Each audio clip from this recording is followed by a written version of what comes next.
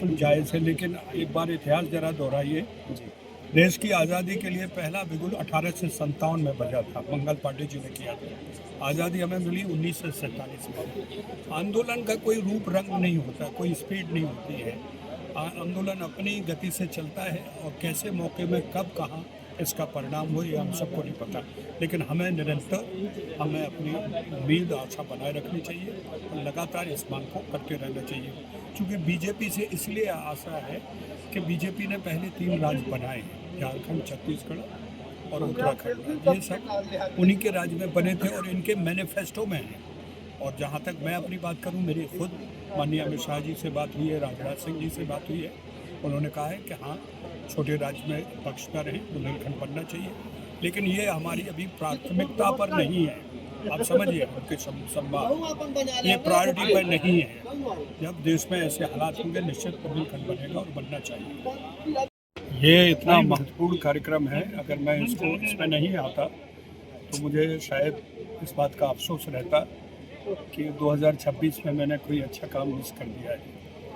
माननीय सुनील सिंह जी इतना महत्वपूर्ण काम कर रहे हैं। आज विवेकानंद जी की जयंती पर या राष्ट्रीय युवा लोगों को, जिन लोगों ने अपने अपने क्षेत्र में महत्वपूर्ण कार्य किए हैं, उनको चित्रकूट गौरव, चित्रकूट रत्न से जो सम्मान किए जा रहे हैं, ये एक मील का पत्थर है। आने वाले भविष्य में हर ज़िले में इस तरह के कार्यक्रम होना चाहिए। ज़िले की प्रतिभाओं को पहचान के लिए एक मंच मिलना चाहिए।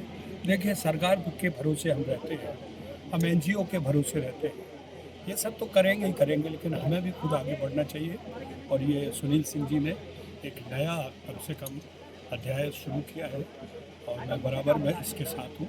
भविष्य में कभी भी मेरे लिए ऐसा कोई काम मिलेगा, मैं इसको करूँगा। और मैं लोगों से यही, आप लोगों से ये विनती करूँगा कि कम से कम छतरपुर वाले लोग इस तरह के कार्यक्रम को पूरी तरह। बुंदेलखंड को लेकर के आप काम कर रहे हैं, बुंदेलखंड को लेकर आप काम कर रहे हैं, आगे का उद्देश्य क्या होगा? देश आगे का राज्य बनाना है, इसके अलावा और क्या है। राज्य बना के हमारे सड़क जो पलायन है उसको रोकना है, हमारे यहाँ रोजगार पैदा करना है। हमारा जो नौजवान यहाँ वहाँ भाग रहा है, दिल्ली बम्बई की सड़कों पर बेरोजगार है। हमारे यहाँ सब कुछ है, हमारे यहाँ नदी है, बिजली है, खनिज है, सारी संपदाएं, हम उसका उपयोग करेंगे। और हिंदुस्तान में हम 4-6 जो मुख्य राज्य हैं उनकी श्रेणी में बुंदेलखंड आएगा। जैसे आज उत्तराखंड, झारखंड, छत्तीसगढ़ एक महत्वपूर्ण भूमिका में पहुंच गए हैं, उसी तरह से बुंदेलखंड भी पहुंचेगा। सर, कई अरसे से बुंदेलखंड राज्य स्वामी विवेकानंद की जयंती पर अपने चित्रकूट के युवाओं को उठाने के लिए और उनको आगे बढ़ाने के लिए एक ये चित्रकूट युवा रत्न सम्मान का आयोजन किया गया है। इससे ये है कि हमारे चित्रकूट के जो और आगे के युवा हैं, इससे प्रेरणा लें और अपनी मेहनत से और अपने बल पे आगे बढ़ें और तरक्की करें।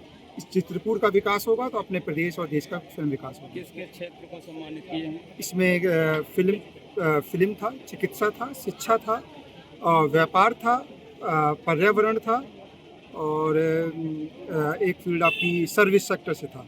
हमारे बालक यहाँ का है जो सबसे कम उम्र का जीएसटी इंस्पेक्टर है सर्विस के क्षेत्र में, उसको सम्मानित किया गया। आगे ये प्रयास किया जाएगा, हर साल ये रहे और इसमें 2-3 सेक्टर्स जो सुझाव से और आए हैं उसको आगे बढ़ाया जाए। कितने लोगों को सम्मानित किए? ये टोटल 11 लोगों को सम्मानित किया है।